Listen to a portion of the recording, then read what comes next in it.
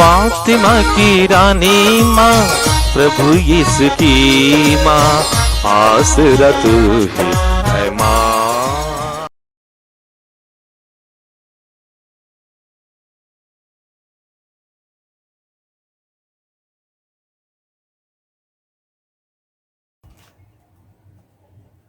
पहला पाठ उत्पत्ति ग्रंथ अध्याय 21 पद संख्याएं 5, 8 से 20 तक। जब इब्राहिम का पुत्र इसहाक पैदा हुआ तो इब्राहिम की उम्र 120 वर्ष की थी। बच्चा बढ़ता गया और उसका दूध छुड़वाया गया। इसहाक की दूध छुड़ाई के दिन इब्राहिम ने एक बड़ी दावत दी। सारा ने मिस्री हगार के पुत्र को अपने पुत्र इसहाक के साथ खेलते हुए देखा और इब्राहिम से कहा, इस दासी और इसके पुत्र को घर से निकाल दीजिए। इस दासी का पुत्र मेरे पुत्र इसहाक के साथ विरासत का अधिकारी नहीं होगा। अपने पुत्र के बारे में यह बात इब्राहिम को बहुत बुरी लगी, किंतु ईश्वर ने उससे कहा, बच्चे और अपनी दासी की चिंता मत करो। सारा की बात मानो, क्योंकि इसहाक के वंशजों द्वारा तुम्हारा नाम बना रहेगा। मैं दासी के पुत्र के द्वारा भी एक महान राष्ट्र उत्पन्न करूंगा, क्योंकि वह भी तुम्हारा पुत्र है। इब्राहिम ने सवेरे उठकर हागार को रोटी और पानी भरी मशक दी और बच्चे को उसके गधे पर रखकर उसे निकाल दिया। हागार चली गई और बेएरशेबा के उजाड़ प्रदेश में भटकती रही। जब मशक का पानी समाप्त हो गया तो उसने बच्चे को एक झाड़ी के नीचे रख दिया और वह जाकर तीर के टप्पे की दूरी पर बैठ गई, क्योंकि उसने अपने मन में कहा, मैं बच्चे को मरना नहीं देख सकती। इसलिए वह वहां बैठी हुई फूटकर रोने लगी। ईश्वर ने बच्चे का रोना सुना और ईश्वर के दूत ने आकाश से हागार को संबोधित कर कहा, हागार, क्या बात है? मत डरो। ईश्वर ने बच्चे का रोना सुना जहां तुमने उसे रखा है। उठ खड़ी हो और बच्चे को उठाओ और संभाल कर रखो, क्योंकि मैं उसके द्वारा एक महान राष्ट्र उत्पन्न करूंगा। तब ईश्वर ने हागार की आंखें खोल दी और उससे एक कुआं दिखाई पड़ा। उसने मशक भरी और बच्चे को पिलाया। ईश्वर बच्चे का साथ देता रहा। वह बढ़ता गया और उजाड़ प्रदेश में रहकर धनुर्धर बना। प्रभु की वाणी। ईश्वर को धन्यवाद। अनुवाक्य। दीनहीन ने प्रभु की दुहाई दी और प्रभु ने उसकी सुनी। दीनहीन ने प्रभु की दुहाई दी और प्रभु ने उसकी सुनी। दीनहीन ने प्रभु की दुहाई दी, प्रभु ने उसकी सुनी और उसे हर प्रकार की विपत्ति से बचा लिया।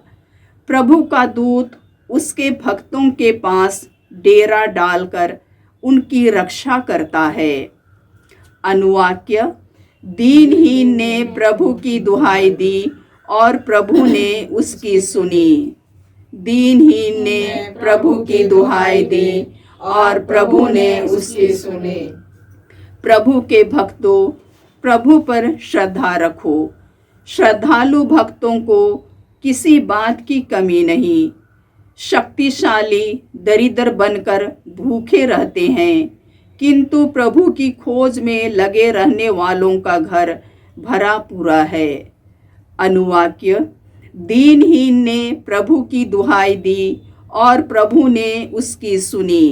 दीनहीन ने प्रभु की दुहाई दी और प्रभु ने उसकी सुनी।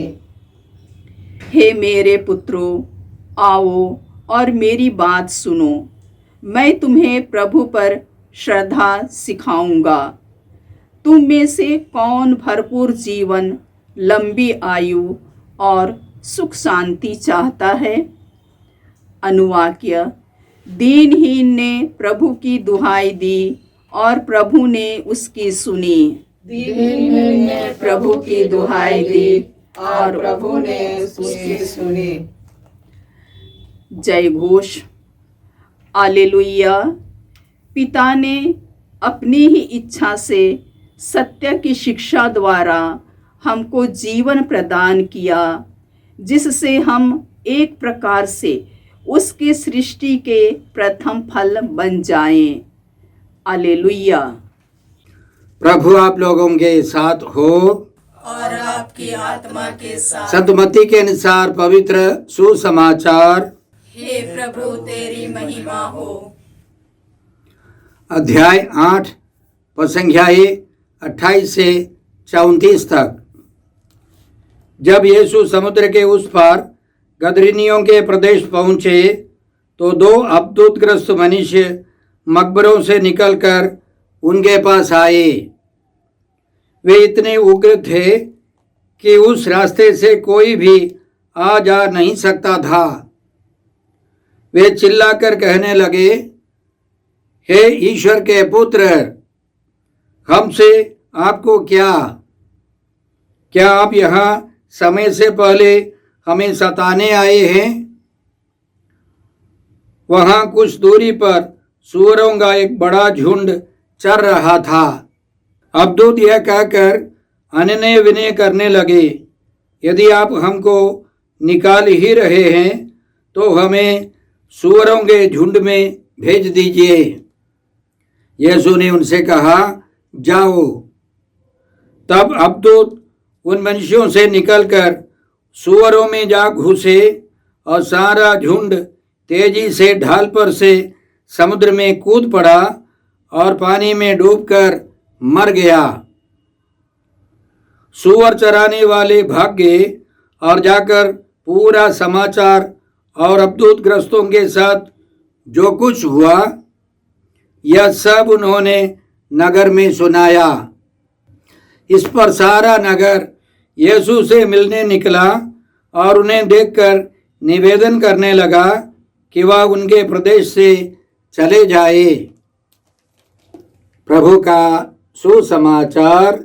हे क्रिस्त तेरी यीशु क्रिस्त में प्रिय भाई और बहनों, आज का पहला पाठ उत्पत्ति ग्रंथ से है। अध्याय 21 पसंख्या 5 फिर 8 से 20 तक। इसमें हमने सुना जब इब्राहिम का पुत्र इसहाक पैदा हुआ तो इब्राहिम की उम्र 100 बरस की थी और वह बेटा इसहाक बढ़ता गया। उसकी दूध छुड़ाई के समय इब्राहिम ने एक बहुत बड़ा भोज दिया।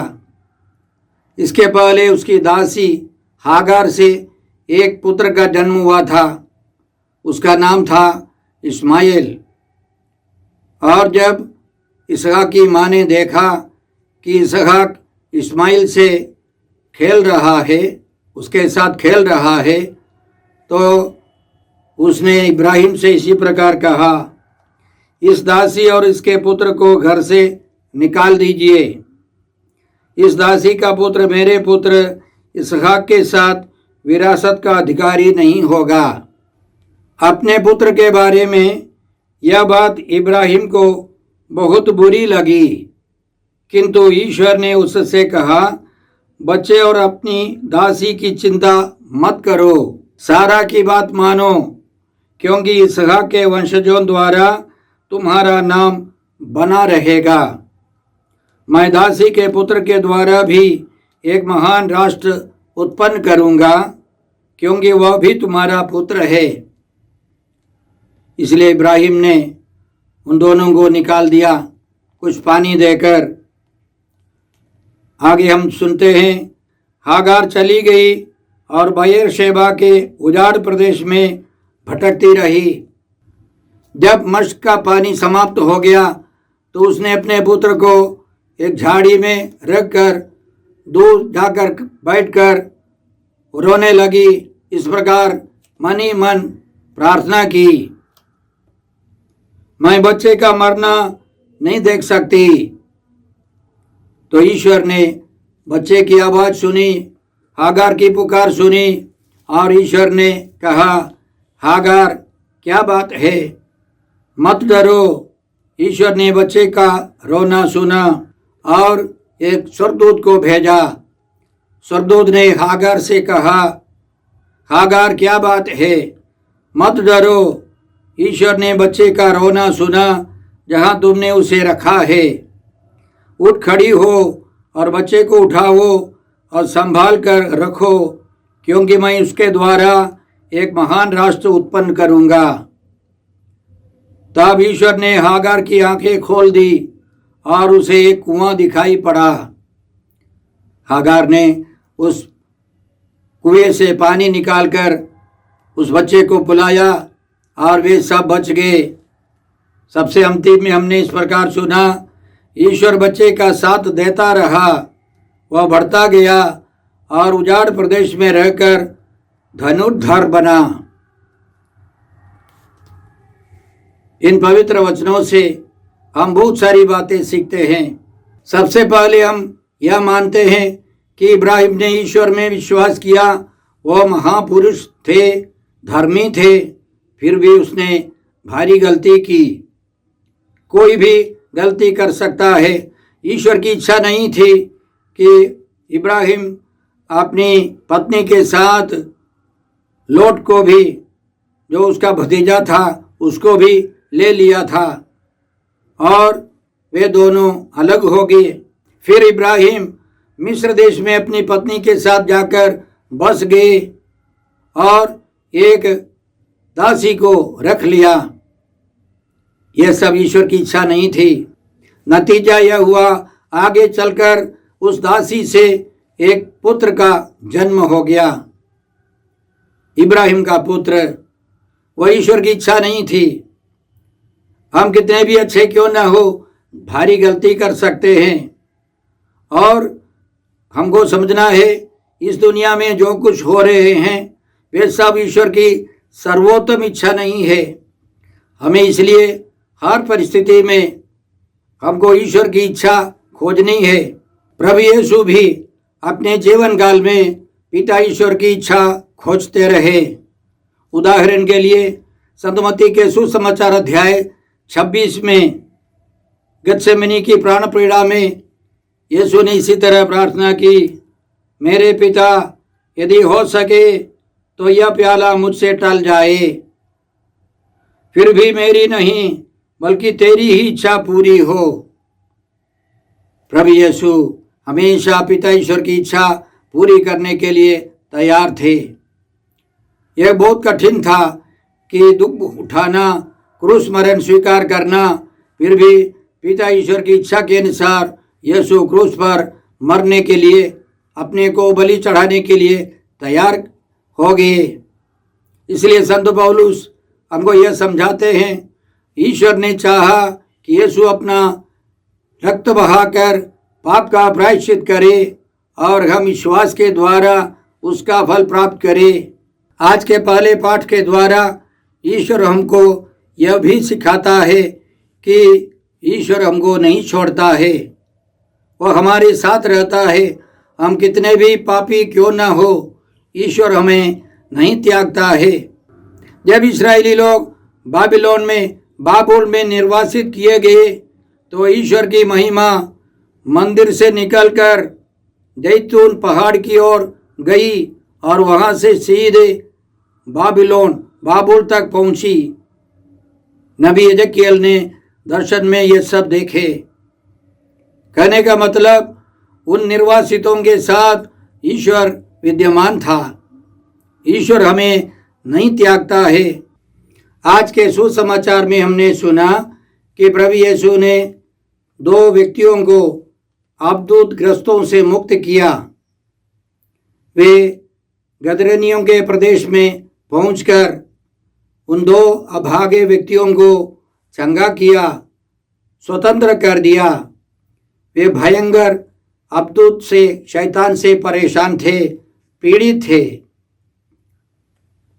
इस घटना के पहले हम पढ़ते हैं कि प्रभु यीशु ने समुद्र से यात्रा की अपने शिष्यों के साथ, और समुद्र में भयंकर आंधी तूफान आया और प्रभु यीशु ने उस आंधी को, तूफान को शांत कराया, समुद्र को शांत कराया। उन दिनों यहूदियों का विश्वास था, मानना था, अन्य कई लोगों का, कि समुद्र में शैतान रहते हैं। शैतान ने यीशु की यात्रा में अड़चन डाला, लेकिन यीशु हारने वाले नहीं है। यीशु शैतान पर अधिकार रखने वाले हैं। उन्होंने आंधी तूफान को शांत कराया और आगे चलकर दूसरे प्रदेश में पहुंचकर उन 2 व्यक्तियों को आज़ाद कर दिया। और शैतान ने आग्रह किया, प्रार्थना की, सुअरों में जा घुसे, और यीशु ने अनुमति दे दी। अनेक सुअर समुद्र में कूदकर मर गए। जहां से शैतान निकलता है उसी जगह पर यीशु ने शैतान को लौटा दिया। शैतान को यीशु ने परास्त कर दिया। प्रभु यीशु हमको क्या सिखाना चाहते हैं? इस संसार में हम लोगों का युद्ध, हमारी लड़ाई किसी मनुष्य से नहीं, अंधकार की शक्तियों से, शैतान से लड़ना है। ईश्वर के राज्य की स्थापना के लिए हमें शैतान से युद्ध करना है। तोप तलवार से नहीं, बंदूक से नहीं, हमें ईमानदारी से, सच्चाई से, न्याय से शैतान से लड़ना है। इस दुनिया में बहुत सारे लोग अंधविश्वास, अविश्वास में है, पापमय जीवन में है। इसलिए संत पौलुस एफेसियों के नाम पत्र अध्याय 6 में हमको समझाते हैं, हमें निरे मनुष्यों से नहीं बल्कि इस अंधकारमय संसार के अधिपतियों, अधिकारियों तथा शासकों और आकाश के दुष्ट आत्माओं से संघर्ष करना पड़ता है। इसलिए आप ईश्वर के अस्त्र शस्त्र धारण करें, जिससे आप दुर्दिन में शत्रु का सामना करने में समर्थ हों और अंत तक अपना कर्तव्य पूरा कर विजय प्राप्त करें। संत पौलुस हमको समझाते हैं, सत्य, धार्मिकता, विश्वास, ईश्वर का वचन, ये सब ईश्वर के अस्त्र शस्त्र हैं। इन सबों के द्वारा हमें शैतान से लड़ना है, संघर्ष करना है। संत यूहन्ना अपने पहले पत्र में हमको समझाते हैं, ईश्वर का पुत्र इसलिए प्रकट हुआ कि वह शैतान के कार्य समाप्त कर दे।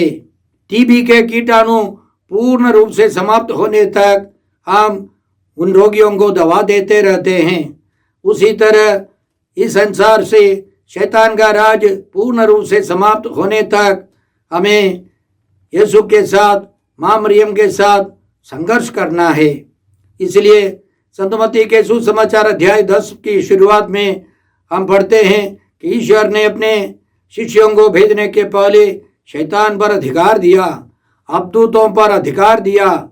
यह सबसे पहला अधिकार है, यीशु के अनुयायियों को मिलता है यह अधिकार। हमें संघर्ष करना है। शैतान का राज्य धीरे धीरे समाप्त होना है। आज के सुसमाचार के अंतिम में हमने सुना कि उस प्रदेश के लोग सब जुट गए और उन्होंने यीशु से इसी तरह कहा। इस पर सारा नगर यीशु से मिलने निकला और उन्हें देखकर निवेदन करने लगा कि वह उनके प्रदेश से चले जाए। वे यीशु को नहीं चाहते हैं, वे सुअर चाहते हैं, संपत्ति चाहते हैं, सर्वशक्तिमान ईश्वर नहीं चाहते हैं। बहुत सारे लोग ऐसे हैं, वे संपत्तियों के लिए जीते हैं, इस दुनिया की इज्जत प्रतिष्ठा के लिए जीते हैं, इस दुनिया की संपत्ति के लिए, नाम के लिए, कुर्सी के लिए जीते हैं। लेकिन संत पौलुस जैसे महान व्यक्ति यीशु को चाहते हैं, यीशु के साथ रहना चाहते हैं, यीशु को प्यार करते हैं। फिलिपियों के नाम पत्र अध्याय 3 में संत पौलुस इसी तरह लिखते हैं, मैं प्रभु यीशु मसीह को जानना सर्वश्रेष्ठ लाभ मानता हूँ और इस ज्ञान की तुलना में हर वस्तु को हानि ही मानता हूँ। उन्हीं के लिए मैंने सब कुछ छोड़ दिया है और उसे कूड़ा समझता हूँ, जिससे मैं मसीह को प्राप्त करूँ और उनके साथ पूर्ण रूप से एक हो जाऊँ। मुझे अपनी धार्मिकता का नहीं जो संहिता के पालन से मिलती है, बल्कि उस धार्मिकता का भरोसा है जो मसीह में विश्वास करने से मिलती है, जो ईश्वर से आती है और विश्वास पर आधारित है। हमें संत पौलुस जैसे लोग प्रेरणा देते हैं। जीवन का लक्ष्य प्रभु यीशु को पाना है, त्रिएक ईश्वर से जुड़े रहना है। आइए हम कृपा पाते हैं, कृपा मांगते हैं। हे अब्बा पिता, हे प्रभु यीशु, हे पवित्र आत्मा ईश्वर, आज के सारे पवित्र वचनों के लिए हम तुझे धन्यवाद देते हैं और प्रार्थना करते हैं कि हम लोग जहाँ जाए शैतान का राज्य समाप्त हो जाए, ईश्वर का राज्य फैलता जाए। हम सदा यीशु के साथ रहकर ईश्वर की संतान का जीवन बिता सके। हम यह प्रार्थना करते हैं प्रभु क्रिस्त के द्वारा। हमारे प्रभु यीशु क्रिस्त की कृपा, ईश्वर का प्रेम और पवित्र आत्मा का साहचर्य आप सबों को प्राप्त हो। आमीन।